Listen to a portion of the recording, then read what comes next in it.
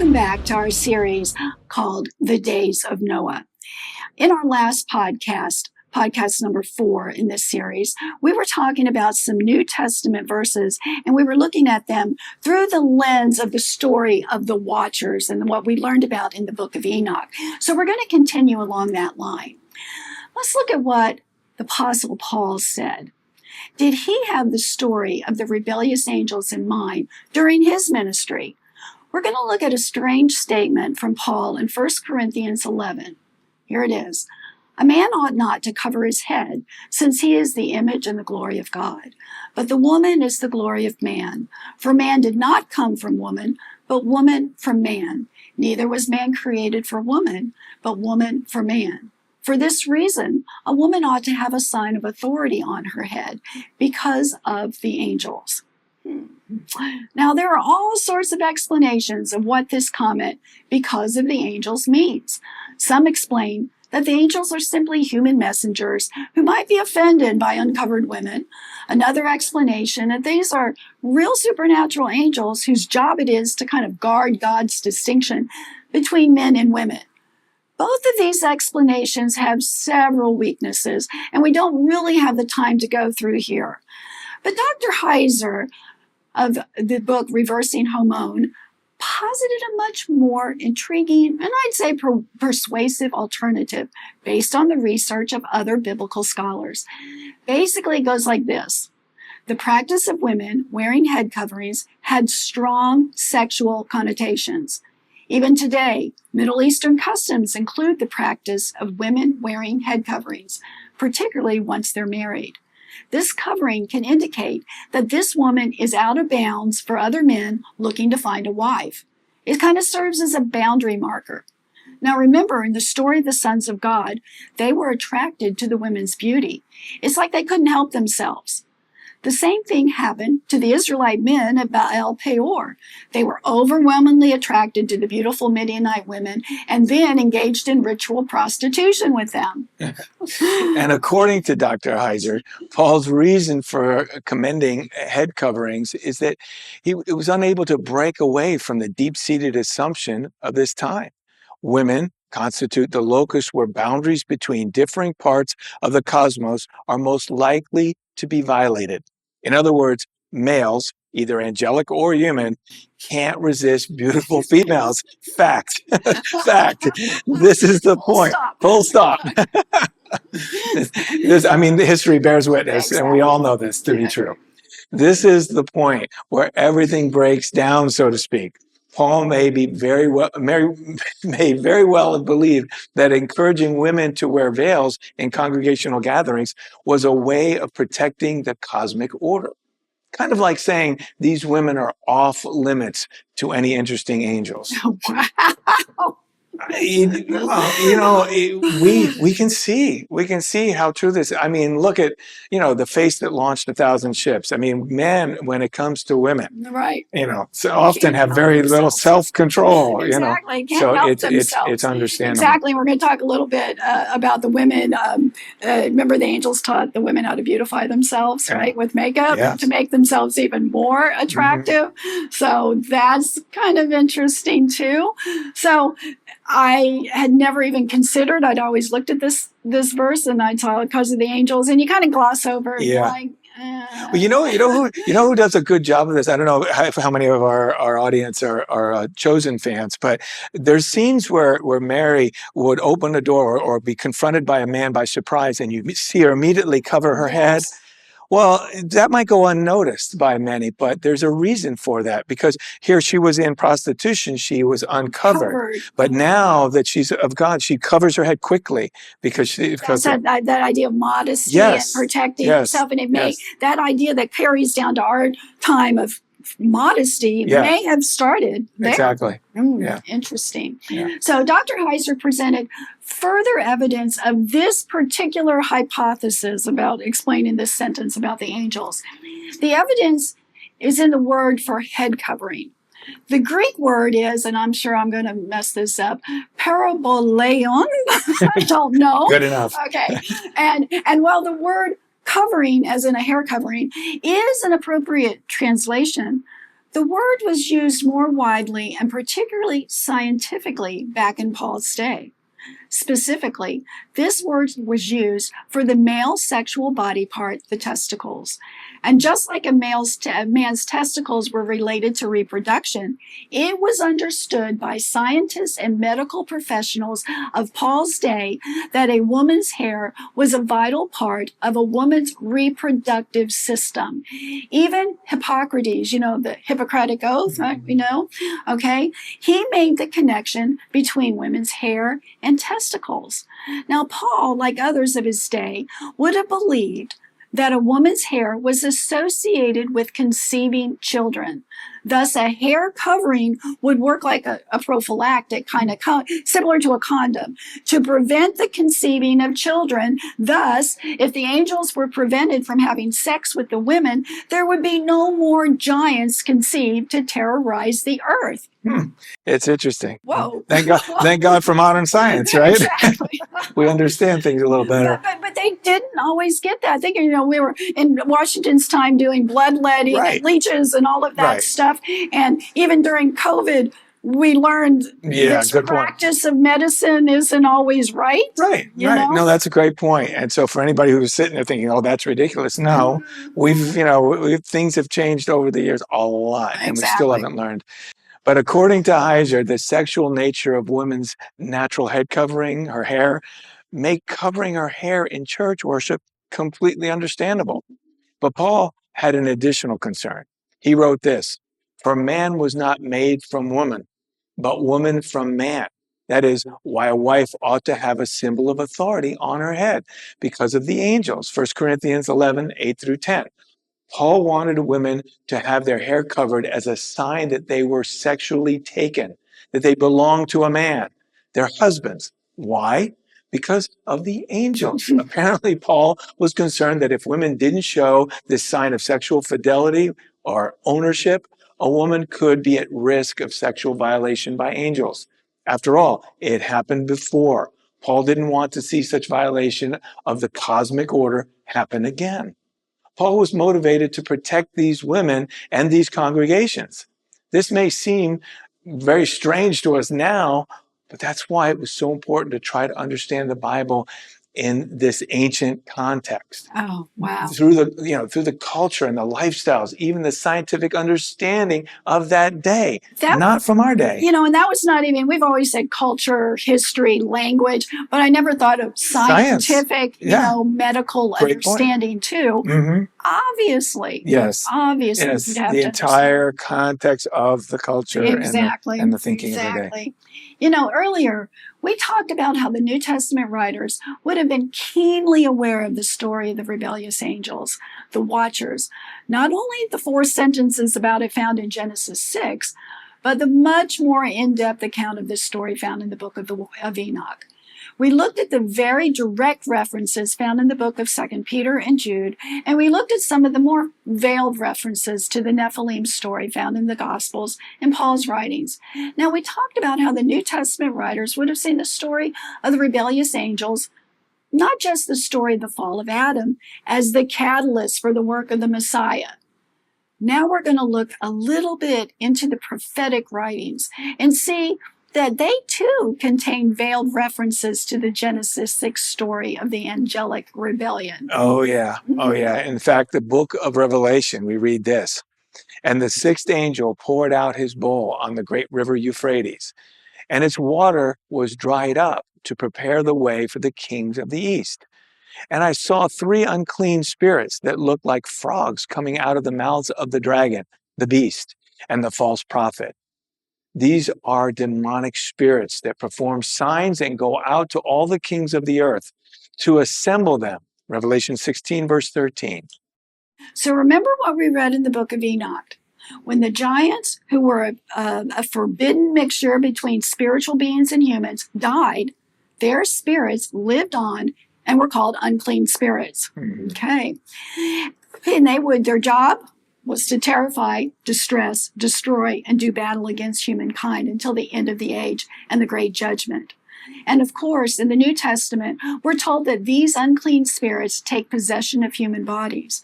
Now, here in Revelation, we have 3 of those unclean spirits proceeding from the dragon, the beast, and the false prophet. Mhm. It's interesting to note that the spirits look like frogs.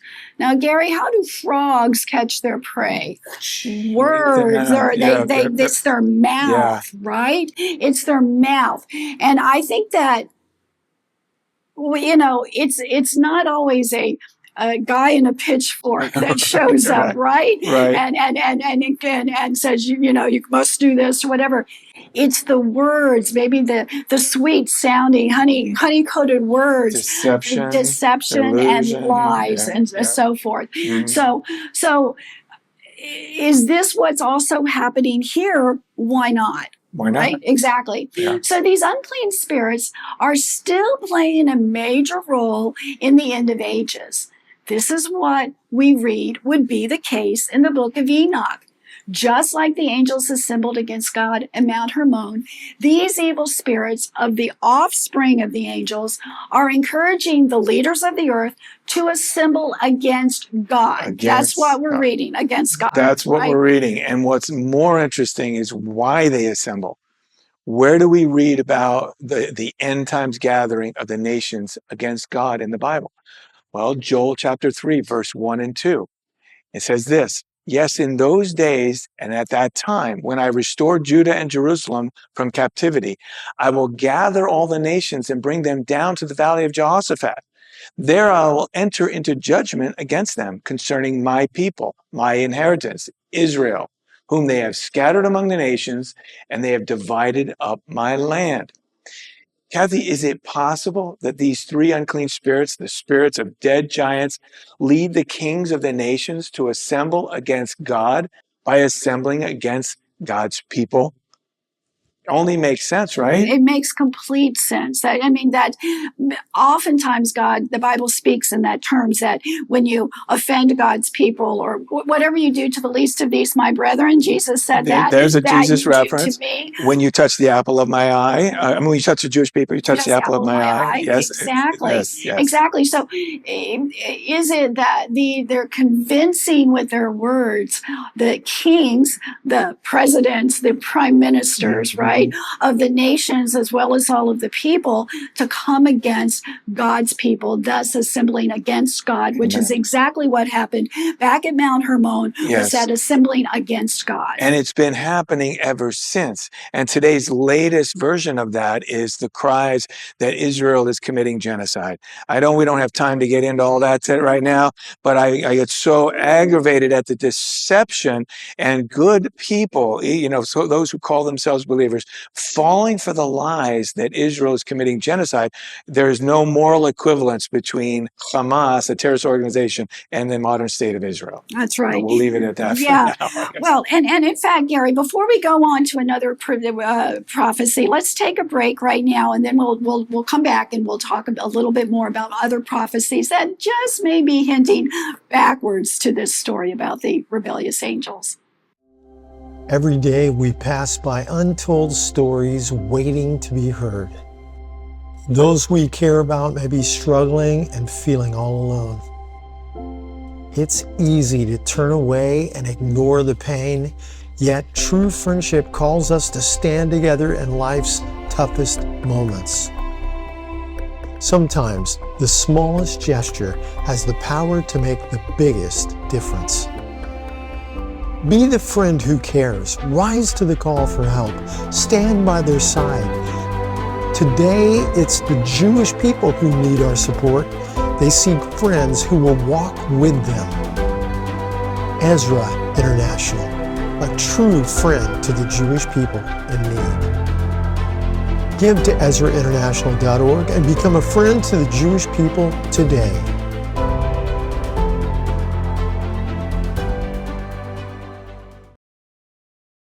Welcome back. Now let's look at another end times prophecy, the Gog of the land of Magog prophecy of Ezekiel 38 and 39. This particular prophecy has been vexing Bible scholars for centuries, perhaps millennia, and we've all heard all sorts of ideas.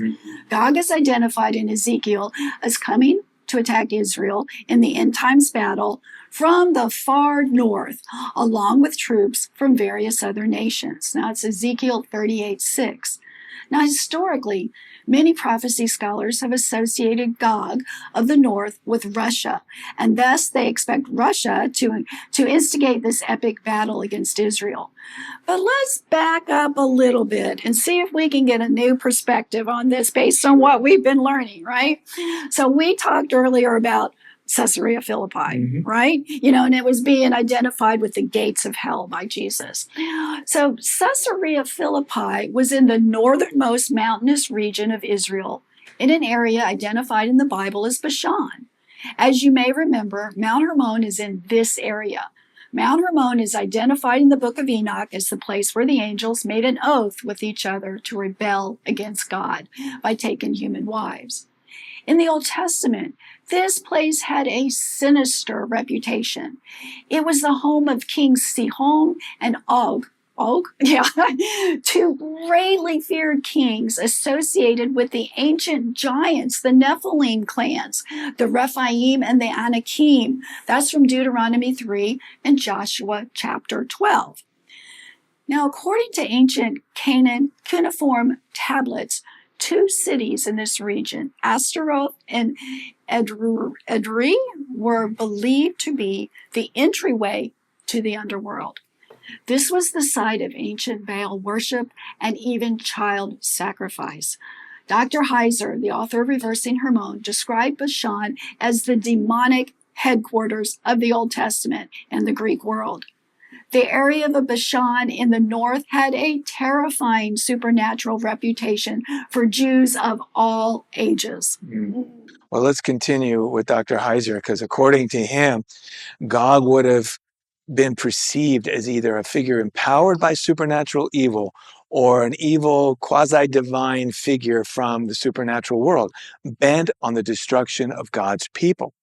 A supernatural enemy in the end times would be expected to come from the seat of Baal's authority, the supernatural underworld of the dead, located in the heights of the north. Gog is explicitly described in these terms. Right. So once again, we can either gloss over North, or we can say in modern terms, oh, Russia, Soviet Union, bad. It's got to be from there. We over the years, I've heard so many theories, and even Turkey is north of Israel, and the coalitions that could form. But why wouldn't those coalitions be formed based on the influence of this supernatural? Exactly. That's what I think we need to understand. Yes. To the beginning. Yes. Right. All still going back. Now, while we could go on all day about other Bible passages that are likely to be in the tradition of the Nephilim, we'd like to talk about what we alluded to in the beginning. How is this story in Genesis 6 related to the mission of Yeshua? As we've said, the Jews of Yeshua's day, unlike the Christians of our day, would have seen the story of the rebellious angels as the source of much of the world's greatest evils, both before the flood and after it. We've often talked about Yeshua's mission being one of restoration, restoring mankind to the relationship that he was supposed to have with God back in the garden. But Adam's fall was not the only source of sin and evil in the world. What the rebellious angels, the sons of God, did was to completely upend God's order on earth. Remember, Gary, God so loved his order that he gave his only begotten son. Yes. So not only did this forbidden union between heavenly and human beings produce a terrifying race of giants, but remember too, these angels are said to have been responsible for teaching human beings dark and forbidden knowledge that's led only to destruction and death. Is it possible that Yeshua's restoration mission could also be understood in terms of reversing the evil that began at Mount Hermon? Kathy, I think we're really onto something in this podcast because we think so. At we least. think so because of the patterns that we've always looked for. Patterns, yes. It's so complete in coming back, full circle. That's what I like about it. So let's get a little more specific. All of us are familiar with the idea of how antivenom works. Basically, it's like the concept of fighting fire with fire. You use a bit of venom to create the antivenom to fight the poisonous effects of the venom. For example, the snakehead amulet in ancient Egypt was believed to protect the wearer from snake bites.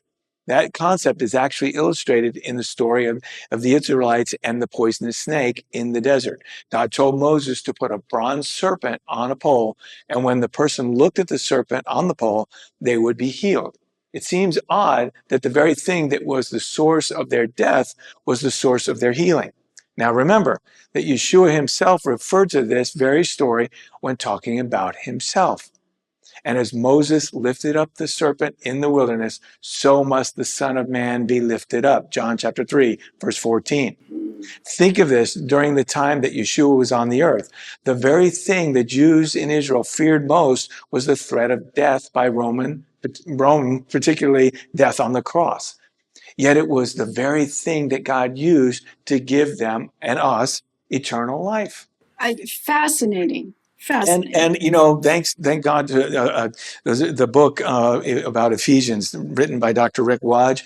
He points out that word in the Aramaic for in Ephesians chapter 1 verse 9, where it talks about Jesus' purpose, is actually a word for antivenom. If we miss it completely in the English, but antivenom as the purpose of Yeshua. I think that's fantastic and makes this point so clear. Wow. So that's from our own Dr. Rick Wadge, that's from right? Our own Connected Dr. Rick with Wadge. Ezra International. Way to go, Rick. That's fascinating. It is fascinating. I think it's one of the neatest things that I've read thus far in recently. Yeah. How this fits. And once again, we don't think that we don't tend to think that way. Yet it is there. It's a perfect example of going back to the original when he illustrates this through the Aramaic. Wow. Yeah. Love that. Yeah. Now, let's keep in this concept of taking one thing that's led to death and destruction and turning it on its head so that it becomes the source of healing and life. Let's turn to the genealogy of Yeshua that we find in Matthew chapter 1. To start with, it's rather unusual to include women in a recorded genealogy line. But not only does Yeshua's recorded genealogical line include 4 women, it includes 4 women with highly unusual and controversial stories. These women are Tamar, Rahab, Ruth, and Bathsheba, who is identified as Uriah's wife. Okay, we know that's right. Who it is. Now, according to Dr. Heiser, Bible scholars have proposed various reasons why these 4 women are highlighted in Yeshua's genealogy. Some say it's to show how God has great mercy even on sinners, or specifically Gentiles, okay, which is true, right? Some say that their inclusion is to show just how mysterious God's ways are. But maybe there's a better way of understanding this that accounts for Second Temple Judaism, right? And that it kind of will correlate all of these women's stories together, looking for similar elements in these stories. Patterns. Yes. Gary, patterns. It's huge. It's huge.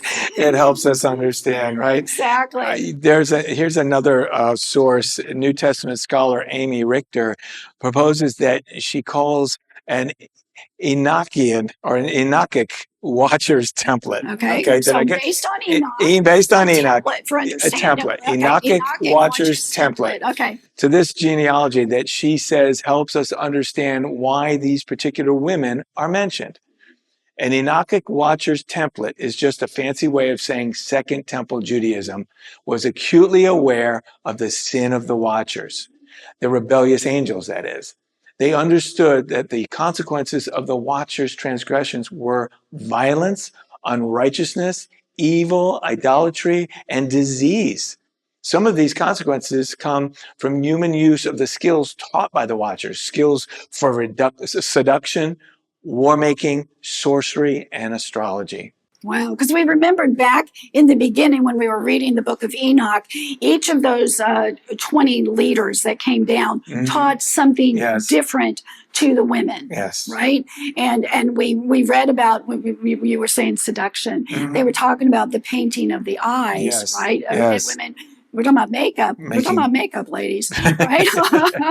But so that's what we're dealing with here, is looking at those kinds of themes that come down. Okay.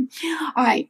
So let's kind of keep these ideas in mind, particularly the seduction and war making, because now we're going to look at these themes as they show up repeatedly in the stories of these four women. In fact, we read they all use these illicit, forbidden arts, but that the use of these arts leads to righteousness, not evil. Kind of like the use of the anti-venom, Gary, right? Yeah. Right?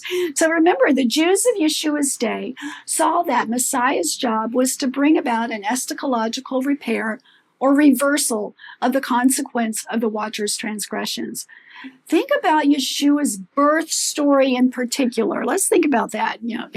That I think is a great place to go. We, again, every year, everybody reads this at Christmas time, right. and so much could be overlooked. So according to Dr. Heiser, the birth narrative, Matthew shows the birth of Jesus occurring in a way that reverses the Watcher's transgressions and evil in the world as it occurs in the Enochic template. Specifically, the birth of Jesus occurs through the union of a woman and a celestial being. But in contrast to the Watcher's story, no sexual relations are involved. Further, in Matthew's narrative, the first humans outside of Jesus' immediate family to interact with the child Jesus are the Magi, who are practitioners of the illicit arts taught by the Watchers and used astrological knowledge to find Jesus. In the Enochic template, the Watchers bring idolatry into the world. In Matthew, the Magi worship the appropriate object of the worship, Jesus. Wow. So we don't have time to look at each woman's story in great detail. But what we're going to do when we come back in our next podcast is we're going to summarize some of the few of the really interesting points about these women's stories and how they connect together and how they relate back to the story of the Watchers.